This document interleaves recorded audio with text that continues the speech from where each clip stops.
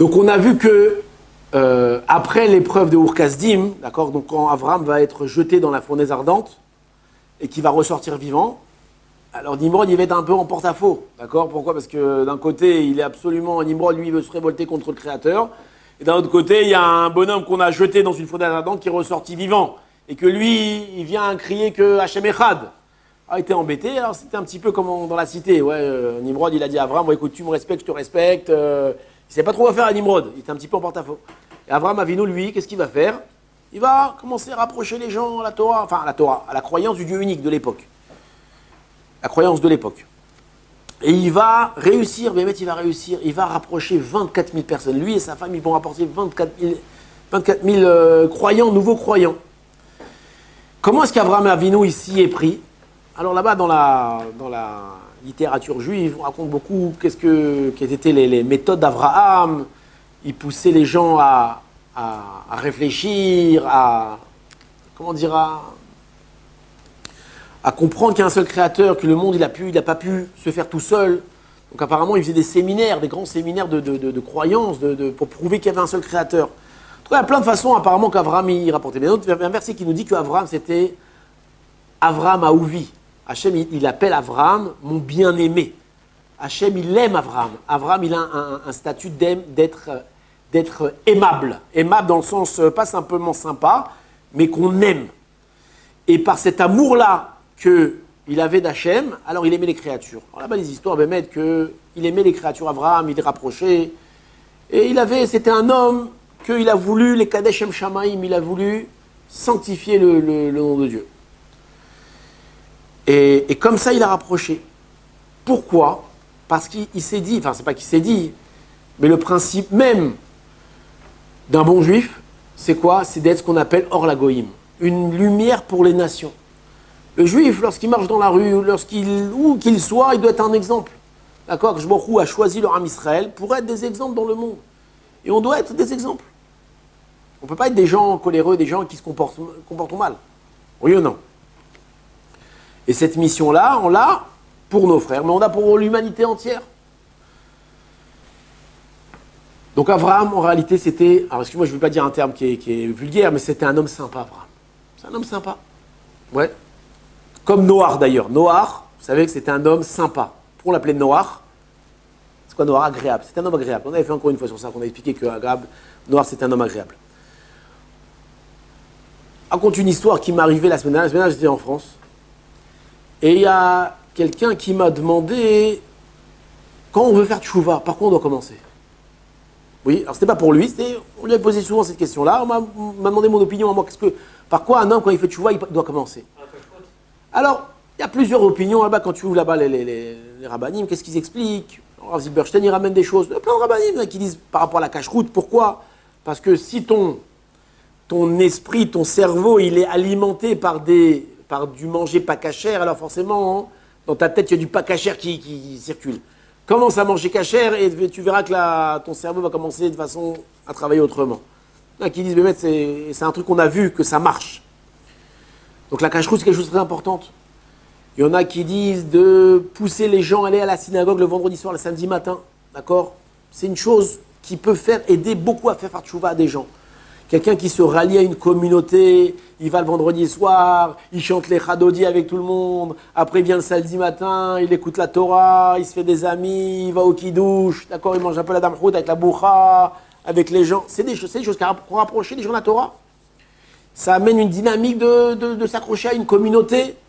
D'accord? Là-bas, le Rav Zilberstein, comme ça, il ramène, il dit, mais c'est une des choses qu'on doit pousser quelqu'un qui veut faire tchouva, pousse-le à aller à la synagogue le vendredi soir, le samedi matin. C'est un truc qui va l'aider. Il y a plein d'autres conseils, je ne vais pas rentrer dans tout, il n'y a pas le temps pour raconter tout ce qu'on doit par toi en commencer, c'est faire les brachot, d'accord, de commencer à remercier Hachem, ça rentre la Emouna. Mais une fois j'ai entendu un Rav, il disait, la première chose que quelqu'un il doit apprendre sur lui quand il fait tchouva, c'est l'honnêteté. D'accord? C'est d'être un homme droit, d'être un homme honnête. D'accord? Un juif, c'est quelqu'un de droit, c'est quelqu'un d'honnête. Pourquoi? Parce que justement, il doit être, or la goïm, il doit être la lumière des peuples. Il doit justement montrer cet exemple-là. Ça doit être un homme agréable. D'accord? Si un homme il est coléreux, un homme qui il se comporte mal, il veut faire tchouva, commence à te comporter bien, mon ami. Tu es dans la rue, comporte-toi bien. D'accord? Ça, c'est le Aleph Bet de la tchouva. Tu ne peux pas être un bonhomme qui va commencer à faire Shabbat, mettre les tefilines, faire toutes ces choses qui sont extraordinaires et qui sont nécessaires pour accompagner la tchouva et pour être un bon juif. Et continuer à être un mec qui se comporte mal. C'est pas possible. Ça ne va pas ensemble. Donc la tchouva, hein, c'est sûr et certain hein, qu'elle doit passer par un comportement exemplaire. C'est pas facile d'être un exemple, c'est pas facile, c'est difficile. Mais c'est sûr et certain que ça doit être un des premiers pas de la tchouva. Et ça, je lui ai dit ça comme ça, je lui ai raconté cette discussion. Alors, est-ce que ce que je lui ai dit, c'est la seule chose qu'il faut retenir ou pas la seule chose qu'il faut retenir? Où est-ce que ça se passe dans la tchouva d'une personne? J'en sais rien, ça faut demander à un rabbin. Mais ça, c'est une chose que moi, j'ai ressenti beaucoup quand j'ai vu des gens qui se sont rapprochés et qui avaient des mauvais comportements. J'ai dit, écoute-moi, tu fais tchouva, mais ça ne va pas avec ton comportement, avec ton travail, ce que tu fais, ça ne va pas ensemble, c'est contradictoire, ça ne veut rien dire. Donc, et ça, je l'ai entendu aussi, qu'il faut pousser à ça, pousser à l'honnêteté, pousser à être quelqu'un de bien. Et tu verras que tous les tzadikim, c'était des gens qui étaient extrêmement honnêtes, des gens extrêmement sympas, des gens qui étaient extrêmement... Ils se rapprochaient des gens, ils étaient bien, des gens bien. Et lorsque je devais prendre l'avion, donc il était environ 9h30, j'étais un petit peu en retard, j'étais en train de pousser mon caddie dans l'aéroport, là-bas à Roissy, et je me suis rappelé de cette discussion-là. Je me suis rappelé de cette discussion-là, et je poussais mon caddie, j'étais pressé, j'étais un peu excité, j'étais un petit peu speed comme ça. Et je me suis rappelé de ça, je me suis dit non, il faut être un mec sympa, il faut être quelqu'un de sympa, il faut être quelqu'un de sympa, il faut être quelqu'un qui montre un exemple, on doit montrer que le juif c'est quelqu'un de bien. Et je pousse mon caddie comme ça, et je pousse mon caddie, et je suis en transpiration, il fait chaud, et je suis pressé, j'ai pas raté l'avion, et je vais vite. Et j'arrive comme ça, je rentre dans la queue, alors il me pose des questions, oui, non, oui, non, oui, non, oui, non. À la fin, je passe devant l'hôtesse qui te prend les bagages. Elle me demande est-ce que j'ai le certificat qu'on doit faire une déclaration qu'on n'a pas le corona. Et c'est un truc qu'on remplit sur Internet. Et je dis, moi, j'ai pas de téléphone avec Internet, madame, comment je vais faire? Elle me dit, mais vous devez le faire. Alors quelqu'un il m'a prêté son téléphone, machin, et j'ai parlé pendant un quart d'heure avec elle, oui, truc, et tout, ça a duré un quart d'heure, 20 minutes l'histoire. Et à la fin, j'avais beaucoup de bagages. Et elle m'a pris ma première valise, elle m'a pris ma deuxième valise. J'étais dans mes droits. Et la troisième, je n'osais pas lui donner. Je dis, je peux passer la troisième valise. Elle m'a dit, passez là. Passez la troisième valise. J'avais acheté un manteau à mon fils, c'était un gros sac comme ça. Je ne pouvais pas monter avec elle dans l'avion. Je dis, madame, je peux envoyer la quatrième aussi. Et elle me regarde. Et elle m'a dit, monsieur, vous êtes tellement sympa, vous êtes tellement sympathique qu'avec grand plaisir, monsieur, allez-y, passez la quatrième. Elle m'a dit ça, je suis resté choqué. Elle m'a dit, je lui ai dit, vous me trouvez sympa? Elle m'a dit, vous êtes quelqu'un de très sympa, bien sûr, on ne peut rien vous refuser, monsieur. Maintenant, sachez, je ne suis pas forcément le bonhomme le plus sympa. Mais quand je poussais mon caddie, c'est un truc, je me suis dit, mais on est en France maintenant, il faut que je fasse Kiddush Hashem, il faut que je sanctifie le nom de Dieu. Il faut que quelqu'un, quand il me voit, il dit, ah, ça c'est un juif, à ça que je veux ressembler. Et Baruch Hashem, il a eu pitié de moi, de me donner une petite réponse que j'ai réussi à surmonter. Et je me suis bien comporté avec les gens, ils ont apprécié ça. Et ça m'a beaucoup marqué, ça m'a beaucoup marqué. Et c'est essentiel.